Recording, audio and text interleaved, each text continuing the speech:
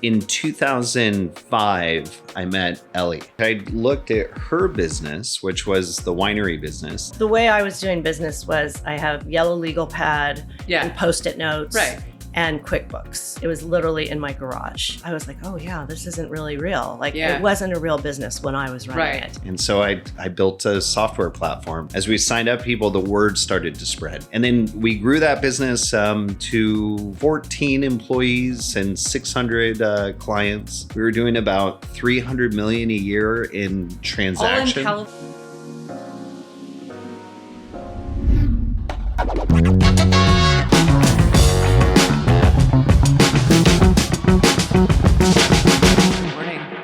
So welcome to the busy studio, San Francisco, Berkeley. I'm here with Chris and Ellie, and there's a lot to cover with you guys because you are entrepreneurs, winemakers, philanthropists, and just really cool people. And so, Chris, let's start with you. Let's talk a little bit about your journey. You're a serial entrepreneur, software, you had an exit, you make wine, you fly planes.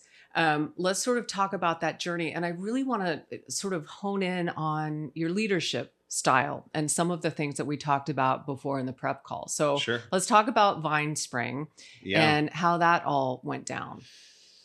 So a good background to VineSpring is since I was, got into computers young, played video games, things like that. It got me down the computer track, went to Colgate University. Oh. Computer science degree, Bachelor of Arts in Computer Science, great liberal arts education. I don't think they do that anymore, by the way. Is that right? Yeah, I think the computer studies are now like in the side, like it got more serious. Yeah. Right? Like a little left, right, not as much right brain involved in the computer sciences. Anyway. Yeah. Well, just a sidebar. Loved the computer science, the CS major at Colgate, but being entrepreneurial, you just don't get it out of your blood, right? So freshman year at Colgate, they had just installed a fiber optic ring to move from text-based email. And you're still in college when this is going I'm a freshman. down. Yeah. So right before entering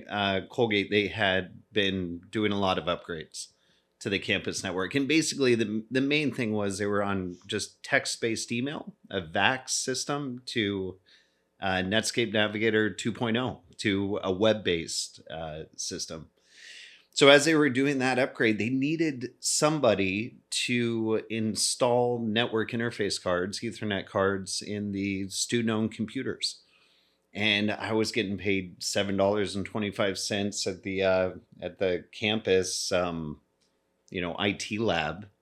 And they said, oh, you should do this. And then I thought I should bring them a contract and do it as an independent contractor, not as a employee. And they went for it. I was blown away. Imagine this is 1995.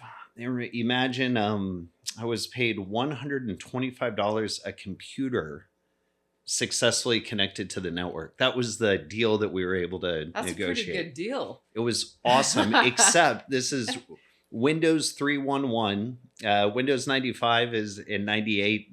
Windows 95 was out. And Windows 3.1 was what we were doing a lot of configurations on in Mac OS.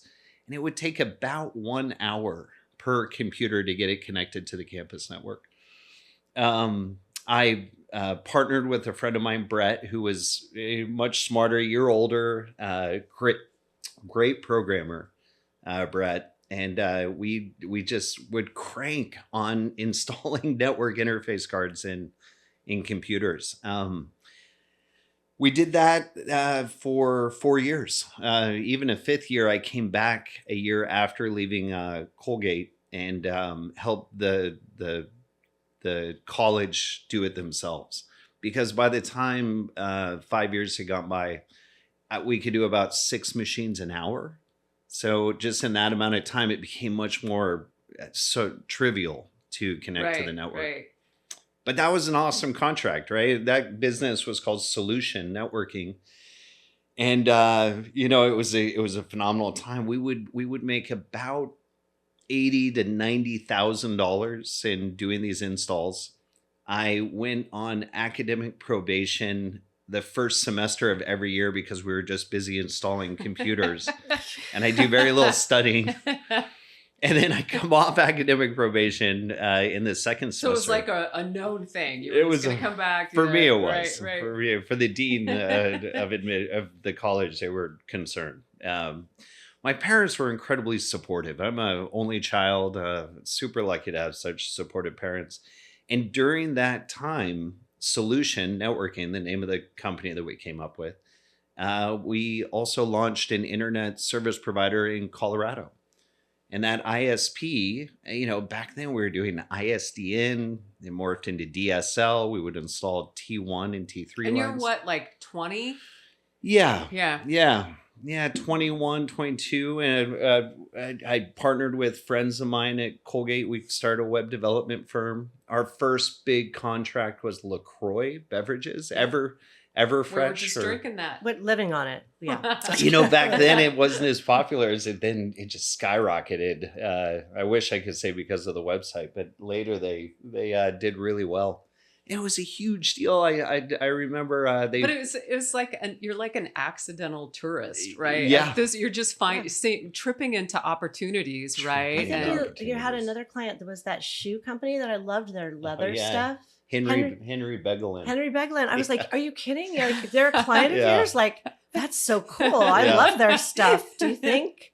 We have our friend who rented a house in Aspen, and we showed up in Aspen. I said, "Now, this is what a cool house this is." And she said, "Oh, it was Henry Begelin's house, right? It was a beautiful, that's amazing. Beautiful place." Yeah. I'm like, it's bizarre, but I actually know the people. No, with Chris, it's a small world. Yeah. The world gets small very quickly because he knows and meets everybody really quickly. Yeah. And it's like this story is just so entrepreneurial, right? Like it's you're studying computer science, but I just really believe that entrepreneurs are born, right? Like it is an instinctual, gut level ability to suss out opportunity, right? Yeah. And just who cares if you're on academic probation, right? Yeah. You've got LaCroix and keep going. It's I never feared flunking out. Yeah. It was like, well, I'm not going to do so well this semester. I always showed up at class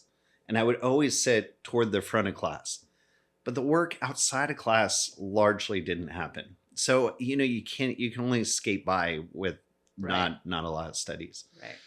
And that first semester through the 4 years of Colgate, we, it just more and more people brought their own computer, needed help getting connected. So we built a software program, and the software program was a critical thing to getting paid because the student would basically, we would sign into the web browser on their computer and it would log their IP address and they would sign that this is successfully installed. And then that number would equate to, they negotiated me down to $85 a computer. Yeah, you told me that. But it just became the thing that got us paid. And think about it, this is the mid to late 90s. Yeah. I mean, I was able to open an E-Trade account and just start basically day trading. Right. So it was wild. You throw a dart and you were hitting a winner. Right. Right. So that was a phenomenal time. Started the ISP or extended it to Colorado and continued after college to grow on the technology side. It's basically a Microsoft Cisco shop. And, I love, my wife, Ellie will say, I love certifications. I'm always after the next certificate. And so with Cisco and Microsoft, it's unending. Why do you love certifications? That's quirky. It is a little quirky, but there's all these levels as a pilot, certified flight instructor. Right. It's like each one comes with some certificate and, it's like, winemaking, there's, like different levels of knowledge and testing that you can go through to become, level sommelier 1, 2, 3, whatever. Like if it has a certificate, Chris is in, which actually is really helpful because when I was really ready to get married, I was like, there's a marriage certificate, it's there for you, buddy. You dangled the old certificate. Yeah. And he bit. So there we go. Yeah. So anyway, certificates work. You like the I like the accomplishment. philosophy. Yeah, because it's like, proof that you went through the work, the journey. Yeah. And you're always learning. Right. You're always learning. And so that's always been key. Solution still exists today. I think we have maybe 60 clients still using us for internet service or email accounts. So Solution is now an ISP. Yeah, it still exists. So it went through an arc. Do you still run it? Well, yeah, on paper I do. Okay. So what really was nice about Solution is my dad joined me. I'm 100% owner, but I could contract with his firm to help on the management of the servers, on customer support, on that kind of stuff. And it was a wonderful way for my dad and I to relate to one another. Right. That wasn't the purpose. That was just a benefit. That's really cool. Yeah. And then back to supportive parents. I'm so lucky. In 2005, I met Ellie. And we met in Colorado. By 2008 is when I moved out to California. And I was ready for a change. Solution had peaked and was on the decline in customer wise. When you're buying your bandwidth from your main competitor, which was a telephone company, it's like, is this really going to work? I don't know. So, it wasn't bound for a great exit, but it was a great ride. And I was ready for a change. And Ellie and I decided that I should move out to California. To get a certificate, or just like right. Well, Chris jumped in on the wine thing. He was interested in the business. Yeah. From the grape growing side to the winemaking side, has actually, long story short, knows more about wine, has taken more time to build relationships in the community that we live in with other winemakers and things like that. And, he's much more like interested in Italian varietals. And I'm like, oh God, Italy, so confusing, so it's more interesting to him. I keep the wine thing is still as part of my life, but Chris leads our wine business now. Yeah. So we should transition, because after Solutions, you had another software company. Where did that? Okay. And then we're going to talk about the wine, right? Because the wine is a big part of your lives, right? So, all right. So you meet Ellie. Yeah. Ellie's like, come get a certificate out here in California. Yeah. California is good. Yeah. A romance started in Colorado. And then it was clear that she's living in California and I'm in Colorado. Yeah.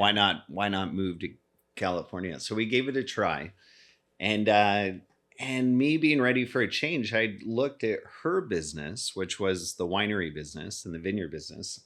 And I started to, as I do, quietly insert myself into it, saying, hey, I can help with this, or I can do this. And well, the way I was doing business was I have yellow legal pad and Post-it notes and QuickBooks. Yeah. Like that was it. And, I was just trying to keep track of which friends and family were buying wine and who I needed to drop it off to. And it was literally in my garage. And I was making a very small amount of wine, a little bit of Pinot. And then I actually didn't even sell the first 2 vintages for a little while because I was really busy. I had I had kids. They weren't teenagers yet, but I had young kids. I was super busy. And I was, running the school auction, and donating wine to the school auction and then giving it as Christmas presents. And Chris was like, this is not a business. Like you could be selling this wine. Like this is amazing wine and you have a world-renowned vineyard behind it. And this is a known name. And like, we got to get this out. You've got 2 vintages in the garage. Like, let's got to go. Like, we've got to get this out. And so that was kind of the beginning. I was like, oh yeah, this isn't really real. Like it wasn't a real business when I was running it. Right. It was more hobbyist. Oh yeah, very. Yeah. Yeah. I think a cute story that lends itself here is I looked at, she had a QuickBooks file, and I looked in the QuickBooks file, and you had hired somebody to help place a wine into specific restaurants. And the person who did that was extremely well. I know her today. We know her today. She's very well connected, has done extremely well in the wine business. And so I just said, oh, great. I'll go to these 13 restaurants that have bought the wine before, and I'll see if they want to buy it again. Right. And they wanted appointments. They wanted to come me to come taste the wine. In those appointments, they'd ask, how is, what's the winemaking process? What's the percentage of new oak? Is there malolactic fermentation on this? And I was just stone-faced. Right. Had no clue right. what they were asking me. I knew nothing about the product, about the making of the product, etc. And so none of the 13 bought it. Quickly realized I need to go get a foundation in education in this. So I enrolled at UC Davis, and Davis has a great extension program. And that gave me just at least the knowledge to go back and build relationships. So the relationship-based side of it is critical, right? It wouldn't have happened without that. And I love finding out more about people, knowing what their story is, et cetera. And that then through this journey, I started making friends who owned wineries. They were all struggling with software. Yeah. And so I built a software platform, something super simple at first. Is that the VineSpring? That's VineSpring. Yeah. Yeah. We launched VineSpring in February of 2011. And like on my other ventures, I partnered with somebody who was great. And in this case, it's Jameson Morrow. Jameson is one of the best programmers I've ever been around. He had helped in the solution days. He had done some custom web programming for web application programming. Phenomenal programmer. What did the software do? What was the problem it was solving? Yeah, well, later we finally defined the problem. In the very beginning, you're just like, oh, we're going to build an e-commerce application. Okay. But later we defined it. It was membership-based software for the beverage alcohol industry. So what is that? It's like you're a winery, you have a wine club, you have members that get regular shipments of wine. How do you manage that? Right. VineSpring did that. Okay. So you're sending wine to, 25 different states. They all have different tax rates. Right, different laws. All the shipping. Yep. You've got to manage the relationships. You've got to make sure you have enough wine to fulfill your allocations. And it gets super complicated. Yeah. This doesn't even cover compliance and all those issues, but the back end of selling wine is a total pain. Yeah. I mean, it's really a pain. Like it. Yeah. And Jameson he's the best at taking a complex situation and simplifying it. Jameson is a dude, not a booze, right? Yeah. Okay. Just need to clarify Jameson with that. an I. Okay. Yeah, not with an E. Yeah. He's and he's just he's somebody who is able to stay very focused on the end goal. Yeah. I'm much more, let's do everything, right? Like I want to build you a software application, but then when the client comes and asks for something, I'm like, sure, how do we figure that out? Right? I'm a visionary on this stuff, where he's much more, he's also a visionary, but he's much more focused on one specific aspect, one specific thing. Yeah. And so we balanced each other really well in that case. Wineries, we grew like 10 wineries and then 20 signed up. And one of our key advantages was price. I knew the competition was charging $250 to $500 a month, sort of entry. So we're like, let's do it for $150. And that just felt right. It felt right to me as a small winery. And as we signed up people, the word started to spread. And then we grew that business to 14 employees and 600 clients. We were doing about 300 million a year in transactions. All in California, or was this across United States? Okay, in but the United domestic States. Then. Okay. Yeah, domestic, and we stayed focused on the domestic. Europe, it's difficult, the direct to consumer sales side.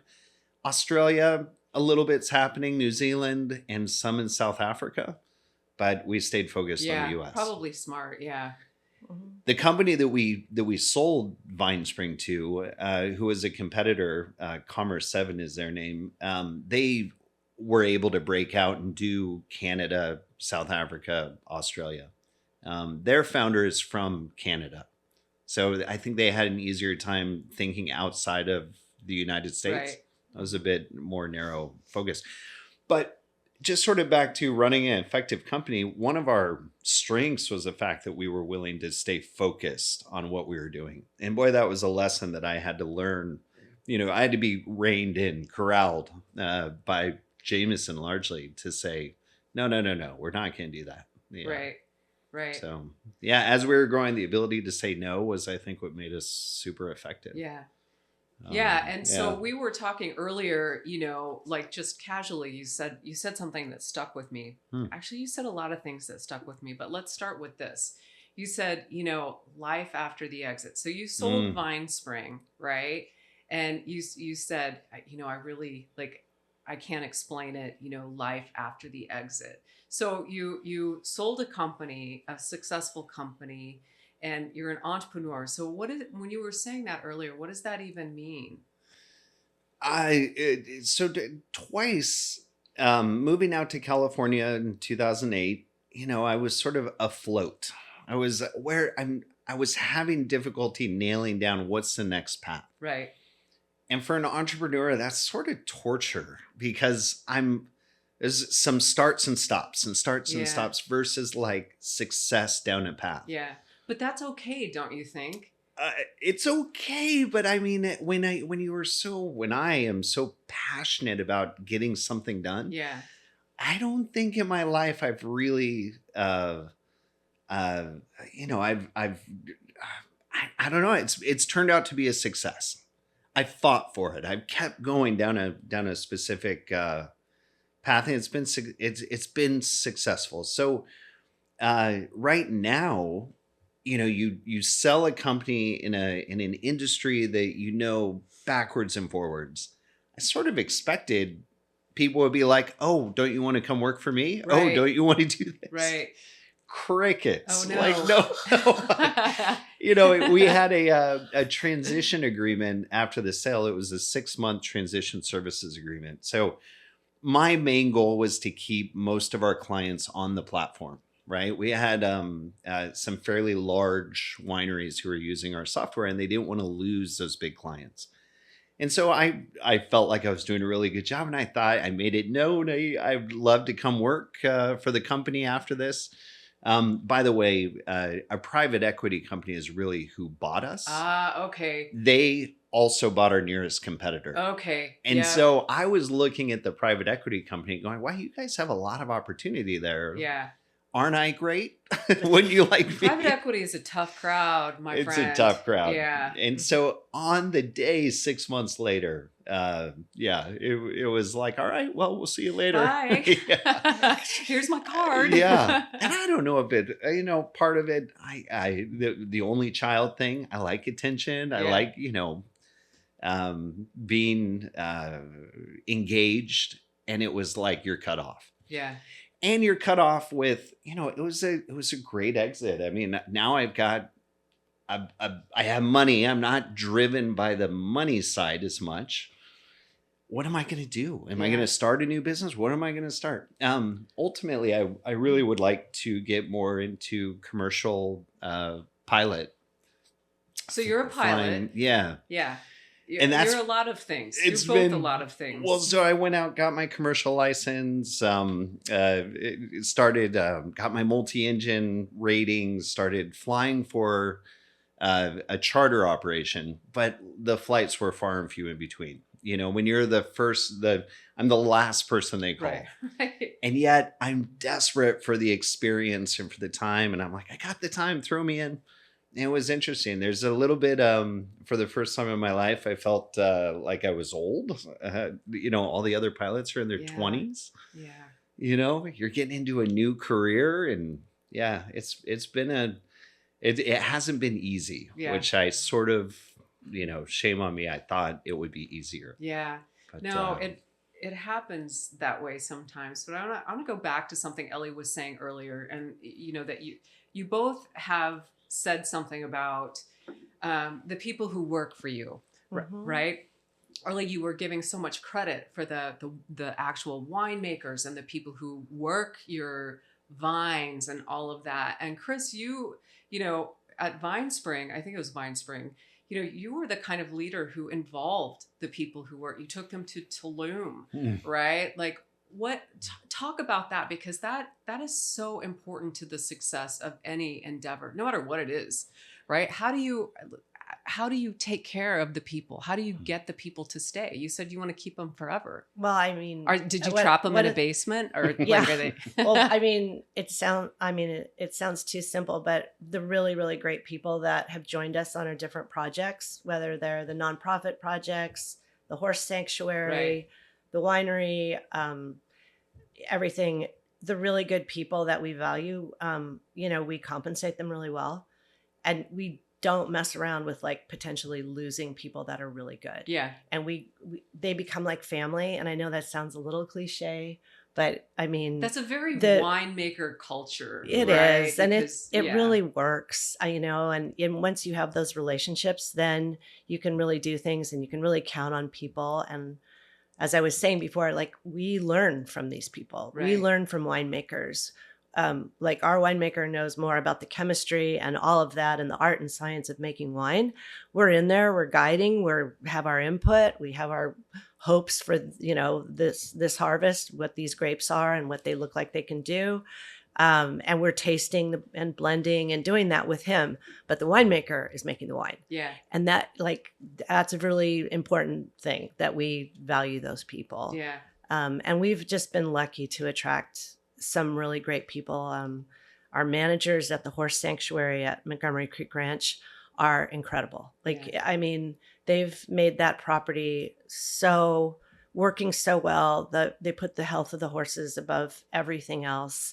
Every time we get to spend time there, we're like, oh my gosh, this is amazing. Like they fixed this road, they fixed this culvert. The horses are now on this other area and they're resting. And these are wild horses. So you guys are wild part horses. Of a horse sanctuary. Yeah, we founded a wild California. We founded a wild horse sanctuary called Montgomery Creek Ranch, and it's northeast of Sacramento.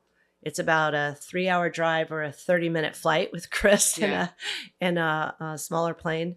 And we have a dirt airstrip on the property, so we can just put the dogs in the back and, you know, just drop right in. It's a little bit like out of Africa, you know, why the horse sanctuary? Like, I know that you're philanthropic, but what was it about? Like, why is that important to you?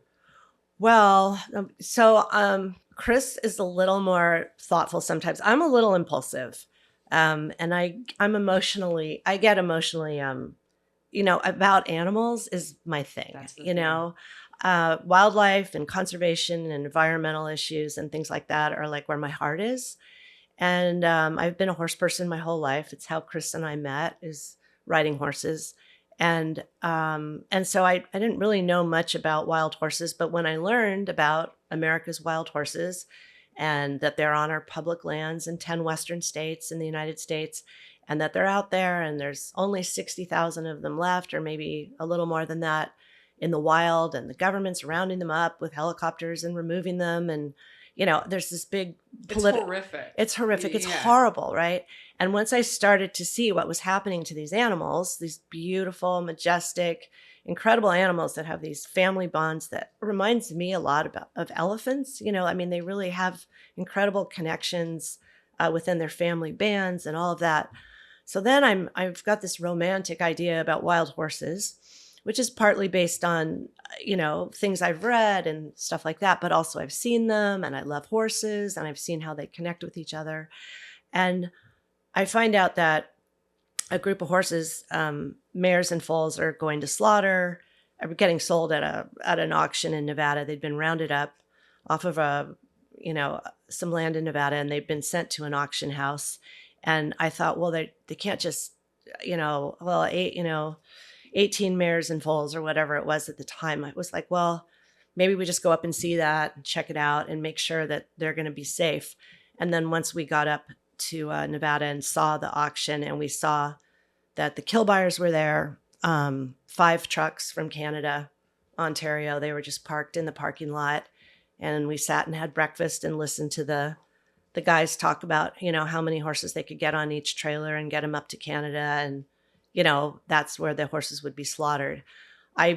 We just became absolutely committed to saving that herd of horses. Wow. We thought we would get the mares and foals, so we started in the auction and we bought those horses right off the bat. We bid against the kill buyers for every horse. And then once we had the 18 mares and foals, then they started bringing out the younger horses, and still there were no bidders. They're going to slaughter the foals? Oh yeah, sometimes they just club them in the head and knock them off the trailer. They're not even worth taking, they're not even weaned or anything, and they're so small. So there's no value to them. And they're wild. They're not, you can't just handle them. You can't just go in and take a foal away from the mare. She'll run into a fence and kill herself to get with it. Yeah. So, these are wild horses. They've never been in fencing before. Yeah. And they're terrified of people. And they've been through this awful roundup, where they've been rounded up with a helicopter and driven into these pens. And a lot of them are already injured. It's a horrible process. And I'm looking at them in their eyes, they're terrified, and they're standing in the middle of the auction space, and they're standing on a scale.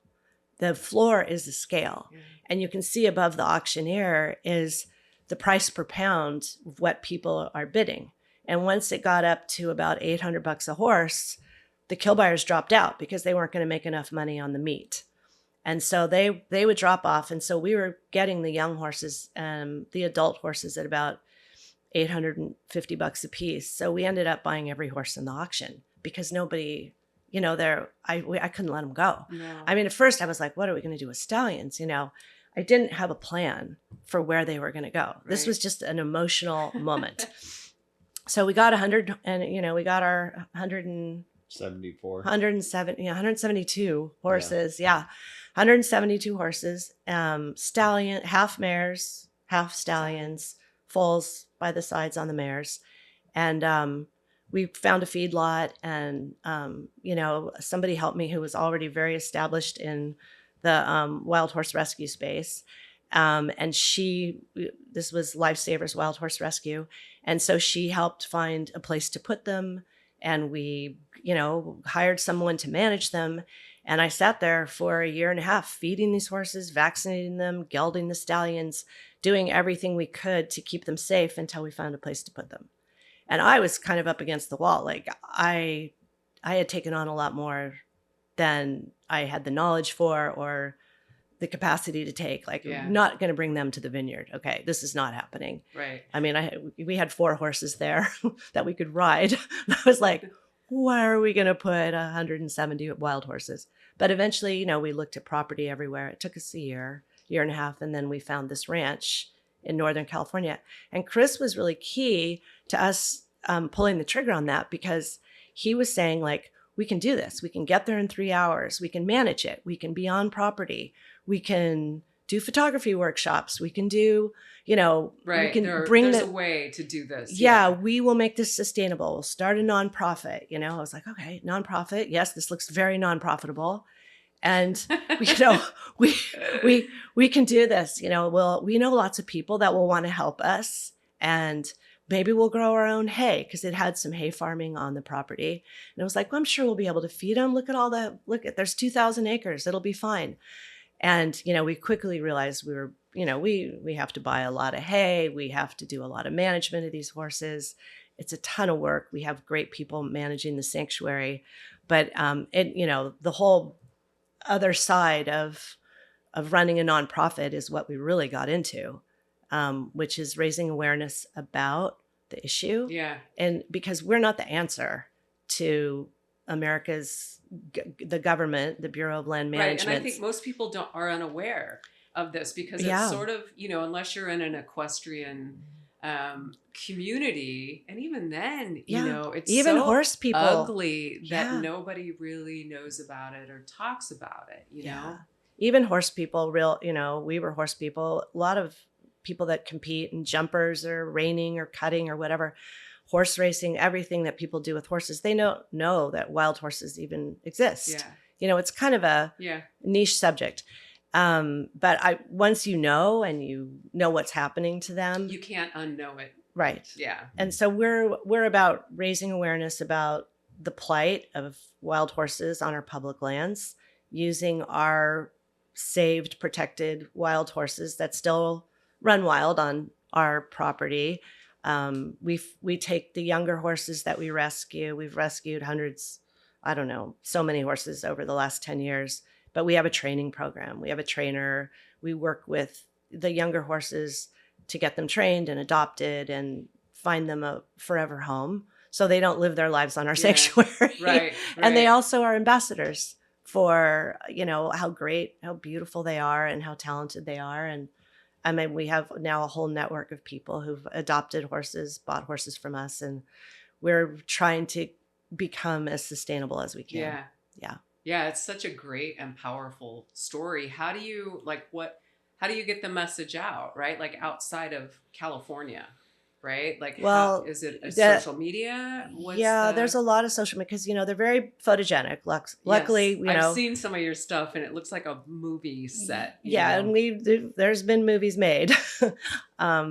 Sit on the property, there's been a lot of filming there because it's beautiful, but also real wild horses in the wild are incredibly powerful. The really strong advocacy that I've been involved with is through the American Wild Horse Conservation. So that's an organization that I founded about 12 years ago with Suzanne Roy, who's our executive director. And, this is a case of like Chris going to tap the best programmer that he could find to build VineSpring. When I realized that I was going to be active in this space, I went and talked to everybody that was doing it, that was cared about this issue. And I went and met with them and talked to them and, strategized with people and built some relationships. And the person who I felt really had the strongest vision for how to take on this issue going forward was Suzanne. And we founded American Wild Horse. Now it's American Wild Horse Conservation, which is a 501c3. We also have a C4. We have a political side. It's been very successful. We started off absolutely tiny and just bootstraps and 3 people, then 4 people. And now there's, 16 employees. And we have employees across the country. We have a very, very strong grassroots campaign, a really strong following in social media, and we have a voice. We have a seat at the table. We actually work with ranchers who have grazing leases on our public lands to protect the wild horses that are there. We have relationships with the Bureau of Land Management, who we are often actively suing. We also are working with them to do fertility control of wild horses in the wild. So we work with them. We're a typical NGO that's in the field. We have people filming the roundups for advocacy to show, look what they did again. They just rounded up horses. Watch this horse break its neck, and people get outraged. And then luckily, we have a path forward for them to take action on that, to do something about it if they want to stop this wasteful, inhumane government program. Right. So how do you it's wonderful. And also you're a FIPS, right? So that has to open a few doors, right? I'm a Colorado FIPS. So hey, that's the best kind, right? Well, you're a Colorado gal, right? Yes. Yeah. So, I grew up with horses. Yeah. And my family loved horses. And my grandfather started this fox hunt. And that's how Chris and I met. In Colorado, it's been, there's a lot of cachet to the FIPS name. Kind of. We went through a rough stage. Yeah, we all do, Yeah. Family stuff is. Yeah. It's a wonderful family, and we have a history with horses. And I think I looked up FIPS, what is the meaning of that name, and in Greek, and it comes from Philippa Phip. It's lover of horses. Really? Yeah. That's so cool. Yeah, and it's the root word of FIPS is lover of horses. And I was like, well, this makes a lot of sense. So it's genetic. Yeah. I mean, I grew up with them. My family had horses. Everybody, all the art in our house was horses, all the photos, everything was, what are we going to ride today or not? And, I kind of grew up in that world. I love that story. That's amazing. How do you, I love the 501c give back, the conservation. It is so important right now for all startups and entrepreneurs to have a component of giving back in some way. How does the entrepreneurial side work with the giving back side? Because Chris, when we were talking, and I was trying to lure you into the studio, you were not going to come here without Ellie. Yeah. Right? Like you were not going to do it. So how does that partnership, right? Like this passion, this love, this focus, emotion, how do you work together as a team? Like you've got a vineyard, you've got the horses, you've got, still solutions apparently. How does that all work? Right? I count on Chris a ton. I feel like I'm more impulsive and emotional. And you have fewer certificates. Sometimes less. When he was talking about solution, I was like telling myself, Ellie, don't let your eyes glaze over. Don't let your eyes glaze over. Because tech, I am so bad at it. I'm so bad, literally. And we joke about that a lot of like, I literally use a Filofax.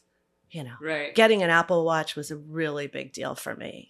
Giving up my watch that has the hands that go around. I haven't parted with mine. Yeah, I just can't do it. I'm pretty pedestrian, and Chris is just so sharp with all of that.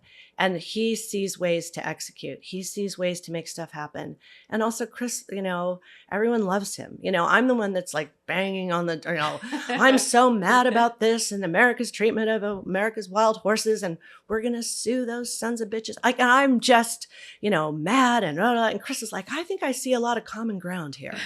I think we should work together with this arch enemy of yours to try to find a solution. And his ability to connect with people, his patience with people is way beyond mine. And, I want to make decisions and make things happen and, go for the jugular. Yeah. And Chris is much more like, well, we could do this, but let's think this through a little bit. Yeah.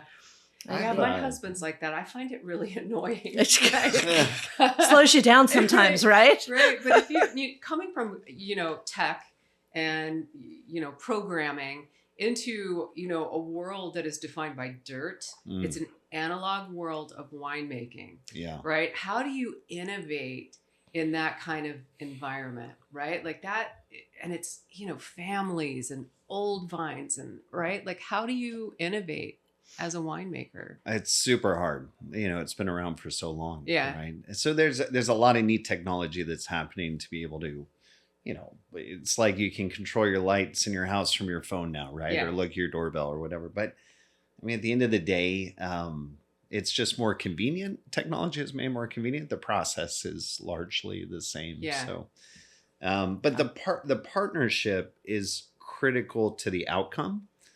I couldn't have built VineSpring without Jameson. And Jameson and I were not going to be as successful as we became without a third person who we also brought in, who then managed us and managed these two visionaries. I'm a big fan of the EOS process, the entrepreneurial operating system. Yep. We were introduced to that through another guy named Jason Eckenroth. Jason started in the wine business Ship Compliant, which was the compliance arm to the software. And he said, guys, you need to get some structure here. You need to, rein us in. Jameson was good at one specific thing. I was good at the big picture. Right. But we needed somebody to come in and help manage. Yeah. Just building an organizational chart. Who are our leaders? Who runs customer support? Right. It's simple. It seems like they are simple questions. It's hard to enact. Yeah. And especially when you're me doing, right. all these different things. And you talking about EOS, I just have to interject that seeing Chris taking that approach in his business and me seeing like how that was working. Yeah. We ended up bringing that to Montgomery Creek Ranch, to our sanctuary. Yeah, it works for everything. Yeah, we've used it at American Wild Horse Conservation. As we even brought in an EOS person, to just do some restructuring. So for people who are listening who don't know what EOS is, explain. Can you give us like the Cliff Notes version of why it works and what it is? Yeah, it's a structure for running your business. So, you need, you have an idea. Great. Let's put that idea down on paper. Let's distill that idea down to its core components. Let's press into those core components in the best way possible. And EOS is going to provide a structure, a process for getting that done. So getting into this rhythm of, let's say, weekly meetings. And in these weekly meetings, you're creating, EOS provides a sheet. It's super simple, but they provide the structure for you to keep track of what's going on in that meeting. All right, who is going to have a list of to-dos for next week? Who's holding you accountable to those to-dos? Right. So as you get into this rhythm, you start really marching forward versus saying, you know what, that's a great idea, and then not doing it, right? Mm-hmm. Yep. So EOS just provided for us that foundation, and you start to see what they call it traction, right? You start to just surge forward, and you go, wow, this is really cool. And if you like results, then it's addictive. And you say, how do I get more of this?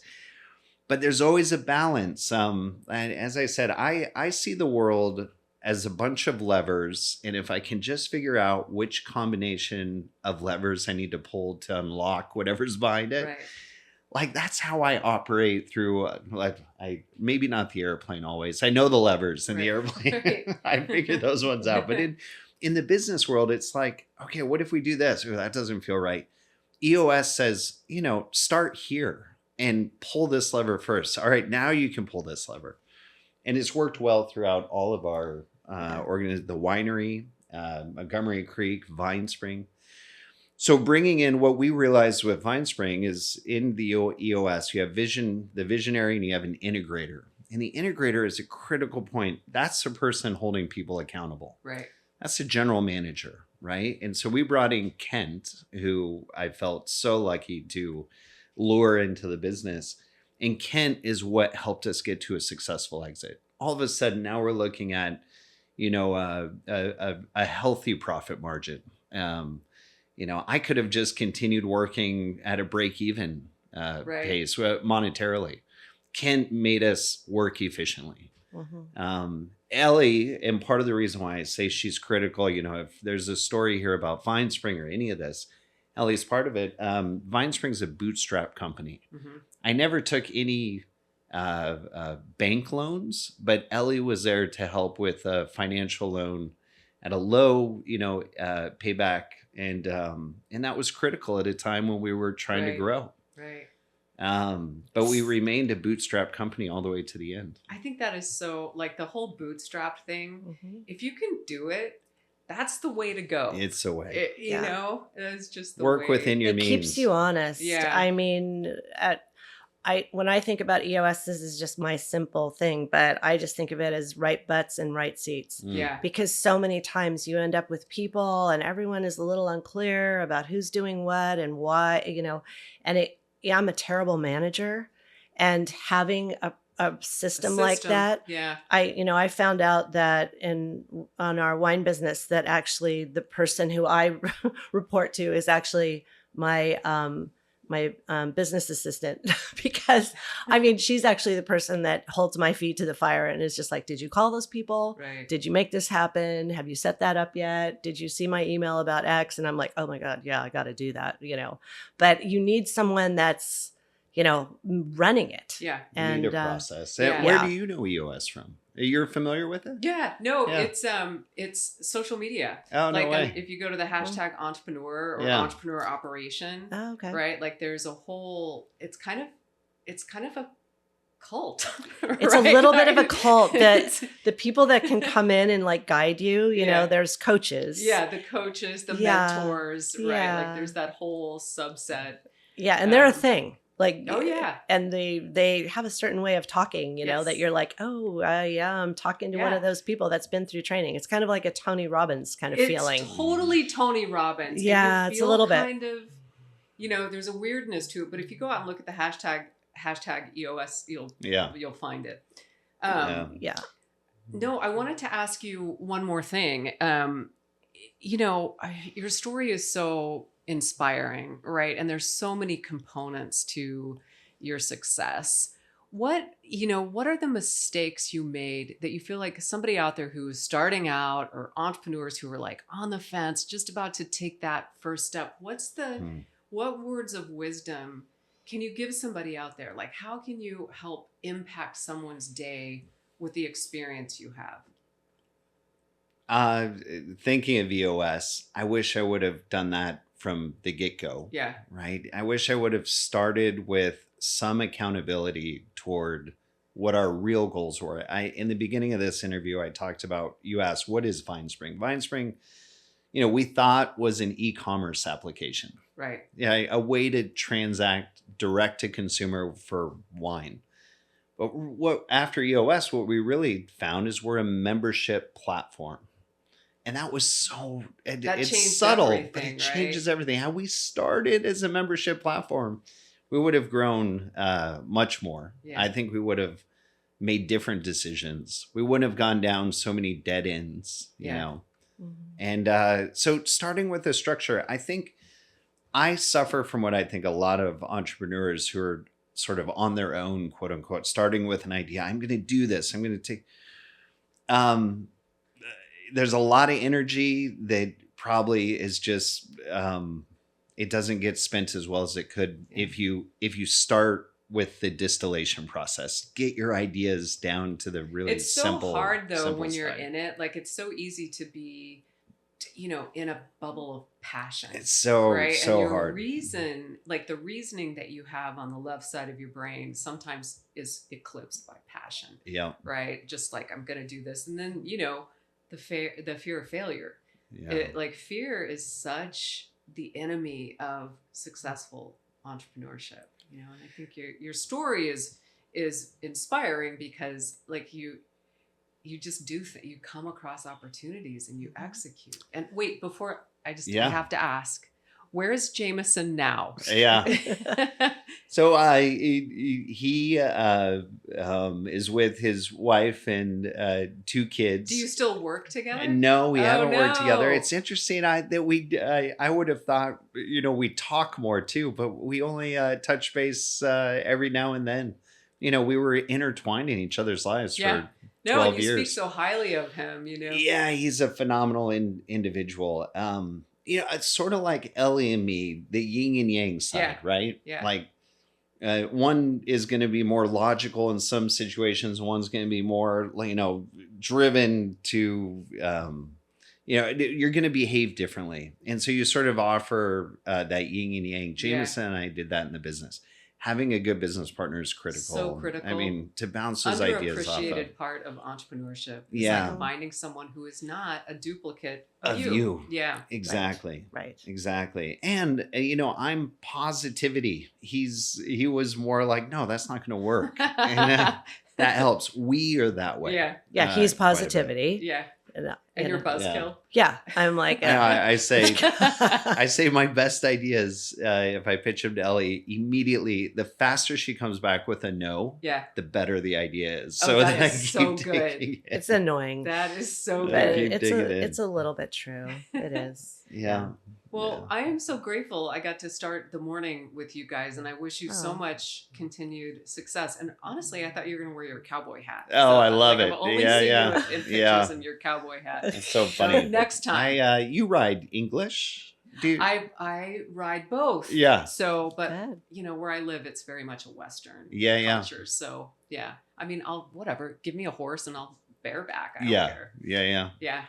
And I want to hear more about the sanctuary and how we can help out. Oh gosh. Well, it's Montgomery Creek Ranch. Yep. MCR Mustangs is our handle on Instagram. And we have, let's see, right now we have about 270 horses there. And That's we have a training program. What percentage of those are stallions? No stallions. Okay. No, we're not breeding horses. Okay. We're definitely not. We have a couple of events a year. We usually do something in Sonoma for MCR also. So we'll be doing something in the spring.